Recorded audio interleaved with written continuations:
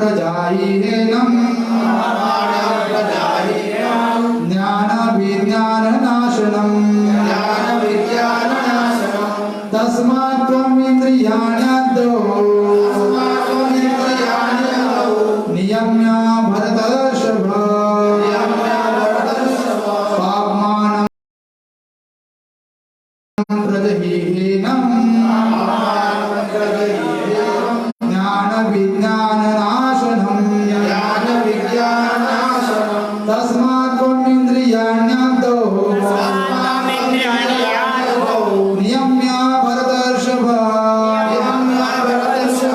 पाप्मानं प्रजहीन ज्ञान विज्ञान नाशनम् तस्मात् त्वम् इंद्रियाणि अदौ नियम्य भरतर्षभ पाप्मानं प्रजहीनम् ज्ञान विज्ञान नाशनम् तस्मात् त्वम् इंद्रियाणि अदौ नियम्य भरतर्षभ पाप्मानं प्रजहीन ज्ञान विज्ञान नाशनम् तस्मात् त्वम् इंद्रियाण्यादौ नियम्य भरतर्षभ पाप्मानं प्रजहीन ज्ञान विज्ञान नाशनम् तस्मात् त्वम् इंद्रियाण्यादौ नियम्य भरतर्षभ पाप्मानं प्रजहीन ज्ञान विज्ञान नाशनम् तस्मात् त्वम् इंद्रियाण्यादौ नियमं भरतर्षभ पाप्मानं प्रजहीन ज्ञान विज्ञान नाशनम् तस्मात् त्वम् इंद्रियाण्यादौ नियम्य भरतर्षभ पाप्मानं प्रजहीन ज्ञान विज्ञान नाशनम्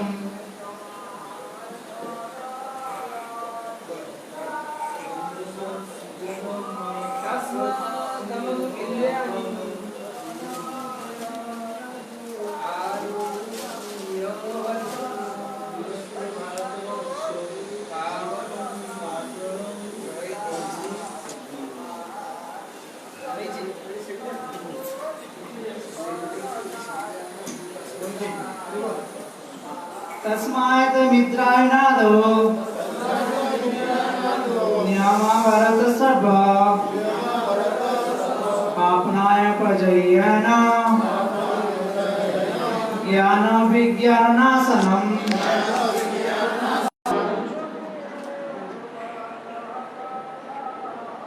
हो गया। तस्मात् त्वम् इंद्रियाण्यादौ नियम्य भरतर्षभ पाप्मानं प्रजहीन ज्ञान विज्ञान नाशनम् तस्मात् अतः तुम इंद्रियाणि इंद्रियों को आदौ प्रारंभ में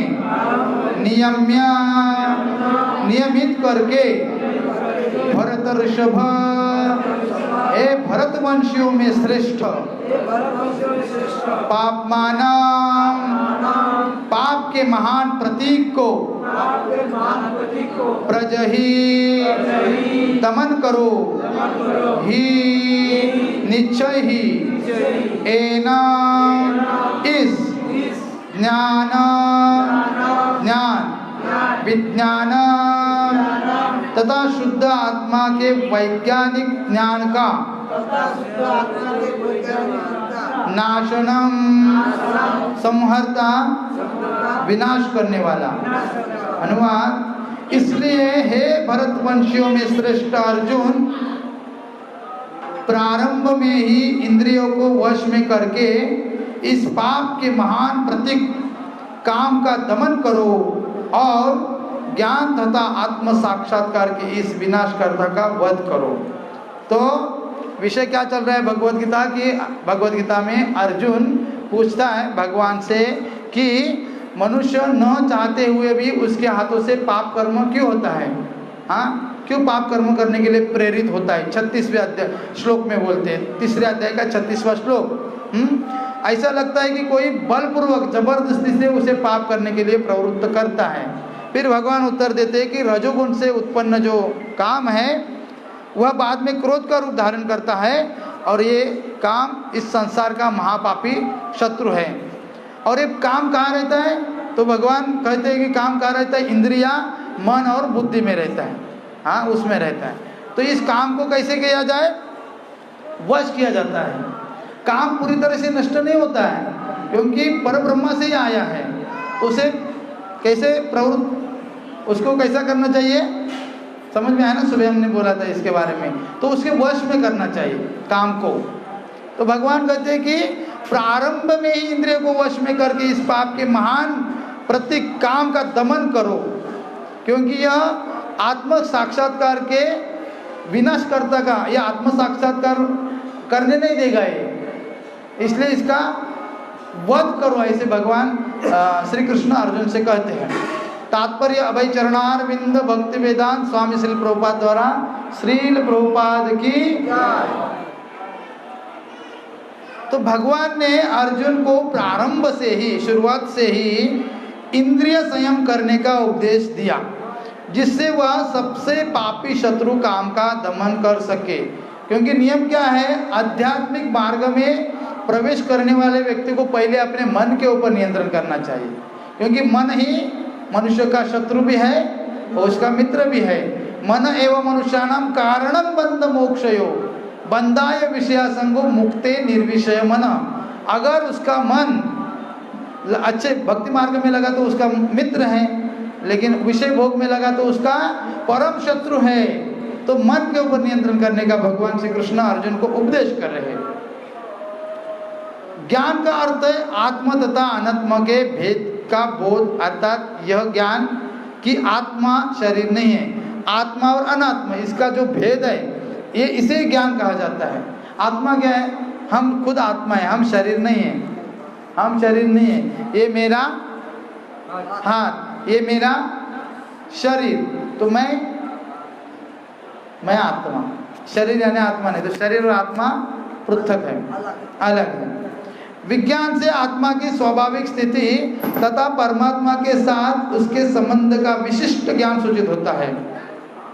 श्रीमद् भागवत के 2 अध्याय के 2 स्कंद के 9वें अध्याय के 31 श्लोक, उसमें कहा गया है ज्ञानम परमम गुह्यम में यद विज्ञान संवितम सरहस्यम तदंग च गृहाण गदितम मया।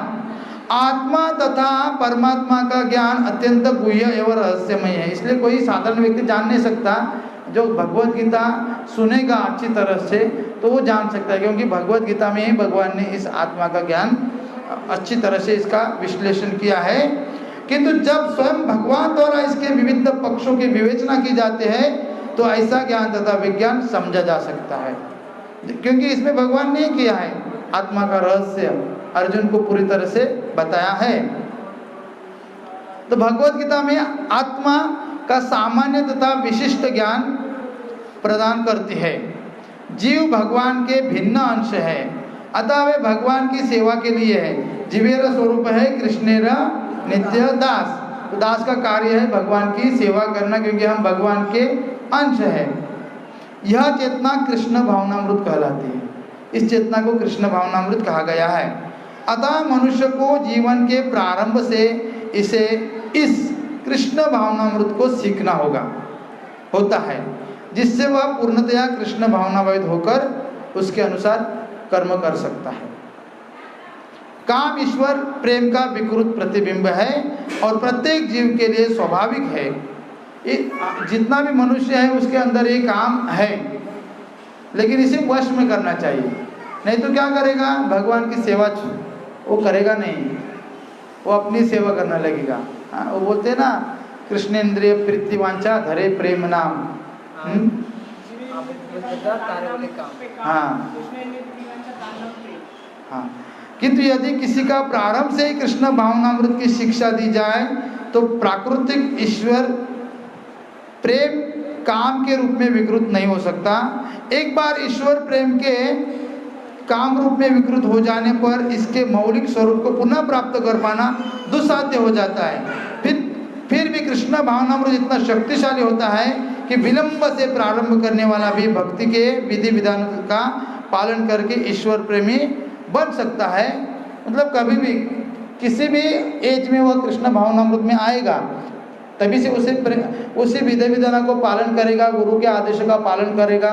जो भी हमारे लिए वैष्णव शास्त्र में जो आदेश दिए हैं उस आदेश के अनुसार वह अपना जीवन चलाएगा, वह उसी अनुसार कार्य करेगा तो वह अपने जीवन में प्रगति करेगा। अतः जीवन की किसी भी अवस्था में या जब भी इसकी अनिवार्यता समझी जाए, मनुष्य कृष्ण भावनामृत या भगवत भक्ति के द्वारा इंद्रियों को वश में करना प्रारंभ कर सकता है। केवल भक्ति के द्वारा, ध्यान प्रगति द्वारा नहीं कर सकता है, क्योंकि व्यक्ति कितना समय तक ध्यान कर सकता है। ध्यान करते करते अनेक विषय उसके मन में आएंगे, तो कलयुग के लिए ध्यान की संस्कृति नहीं है। तो भगवत गीता से जितना जल्दी हमारे जो भी है, क्या कहा गया है, वाचो वेगम मनसा क्रोध वेगम जिह्वा वेगम उदर उपस्थ वेगम, ये जो वेग है वो नियंत्रित किए जा सकते केवल भगवत भक्ति के द्वारा। काम को भगवत प्रेम में बदला जा सकता है भगवत भक्ति के द्वारा, जो मानव जीवन की पूर्णता की चरम अवस्था है। क्या चरम अवस्था है? भक्ति करना भगवान की। जीवेर स्वरूप है कृष्णेर नित्यदास ममे वांशो जीवलोके जीवभूत सनातन। भगवान कहते हैं कि सारे जीव मेरे अंश है, तो अंश होने के नाते भी हमारा क्या है, कर्तव्य है उनकी सेवा करना। तो उनके सेवा में अगर हम जाएंगे, विधि विधानों का नियमों का पालन करेंगे, मंगल आरती में आएंगे, जप करेंगे, तुलसी को जल अर्पण करेंगे, नरसे आरती करेंगे, तो धीरे धीरे हमारा जो मन भौतिक आसक्ति में जा रहे हैं वो आध्यात्मिक भगवान के प्रति आएगा वो मन। इसलिए बहुत जरूरी है। तो हम क्या करते हैं, हमारा ये कितने महीने होते हैं? 12 महीने। तो ये 4 महीने जिसे चतुर्मास कहा जाता है, कार्तिक, अश्विन, भाद्रपद, श्रावण, तो 4 महीने चतुर्मास से कहा जाता है। तो प्रत्येक जितने भी वैष्णव है गुरु परंपरा में, जिसे वैष्णव कहा जाता है, ये चातुर्मास का पालन करते हैं। तो चातुर्मास का अंतिम जो मंथ है उसे कार्तिक मंथ कहा जाता है, हम उसे दामोदर मंथ कहते हैं। तो ये इतना महत्वपूर्ण है, जो भी इसमें हम एक्टिविटी करेंगे, विशेष करके भगवान को दीपदान करना होता है। तो पूरा दीपदान का आपको महात्म्य बताऊंगा अलग अलग पुराणों के अनुसार। तो आप इसे ध्यानपूर्वक सुनिए, क्या क्या करना चाहिए, दामोदर मास में क्या क्या खाना चाहिए, क्या नियम पालन करना चाहिए। इसे ऊर्जा व्रत भी कहा जाता है, ऊर्जा व्रत। स्कंद पुराण में ब्रह्मा जी नारद से कहते हैं, स्कंद पुराण में ब्रह्मा नारद से कहते हैं कि कार्तिक मास में, ये कार्तिक महीने में एक्चुअली कहा गया है, एक मिनट, 21 तारीख से ना प्रभु जी, बुधवार से। लेकिन इसमें अपना हरिभक्ति विलास में कहा है कि आश्विन शुक्ल पक्ष से प्रारंभ हरिवासरे, हरिवासरे यानी एकादशी के दिन से ही चालू होता है। हाँ, आज से, हाँ, अथवा पौर्णमासित या बुधवार से भी।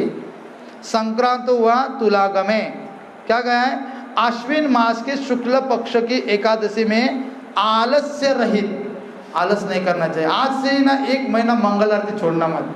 उसका पूरा लाभ अभी क्या क्या है मैं बताऊंगा। आज प्रभु जी ने बताया, फोन किया था, अच्छा हुआ याद किया। क्या संजीव प्रभु की, तो संजीव प्रभु ने मुझे याद किया। बहुत महत्वपूर्ण है। आज का प्रथम दिन है, क्योंकि शुरू करने के पहले उसका महात्म्य हमें पता होना चाहिए, है ना। तो पूरा महात्म्य बताऊंगा। आलस्य रहित होकर इस व्रत का पालन करना चाहिए, इस दामोदर व्रत का। दामोदर उसका भी अर्थ बताऊंगा। और फिर आश्विन की पूर्णिमा या तुला संक्रमण में भी कार्तिक व्रत आरंभ करने का नियम है बाद में, लेकिन आज से भी कर सकते। आज से होगा तो ठीक है, करेंगे आज से। तो क्या क्या करना चाहिए वो बताऊंगा। तो दीपदान का महात्म्य पहले बताता हूँ। कार्तिक मास में स्कंद पुराण में वर्णन है। कार्तिक मास में इस महीने में आधे क्षण के लिए भी भगवान विष्णु के मंदिर में दीपदान करने से सारे पाप नष्ट हो जाते हैं। अभी ये पुराण का वाक्य है, ये स्कंद पुराण का वाक्य परम सत्य, एक भी बात असत्य झूठी नहीं है। ये मन में एकदम पूरी तरह से लेना कि बोला है ना होगा, नष्ट होगा तो होगा जितने पाप पहले है वो आगे नहीं करे। इसकी सावधानी भी सत्संग करने से आगे के भी नहीं होंगे। सत्संग करने से उसी अनुसार अगर हम आचरण करेंगे तो आगे भी नहीं होंगे, क्योंकि व्यक्ति सतर्क हो जाता है कि मुझे पाप नहीं करना है। उसके सारे पाप नष्ट हो जाते हैं और पुनः पृथ्वी पर जन्म नहीं ग्रहण करना पड़ता। हाँ, पुनः इस पृथ्वी पर उसे जन्म ग्रहण नहीं करना पड़ता। आधे क्षण के लिए, क्षण पता है ना, क्षण, आधे क्षण के लिए भी भगवान विष्णु के या कृष्ण एक सेकंड के लिए एक सेकंड के लिए भी आके दीपदान करेंगे तो भगवान को, ठीक है। ये हो गया। फिर विष्णु मंदिर में जिस व्यक्ति का घी यानी घी, गाय का घी या हरे कृष्णा कृष्णा कृष्णा हरे हरे, हरे राम राम राम हरे हरे, हरे कृष्णा।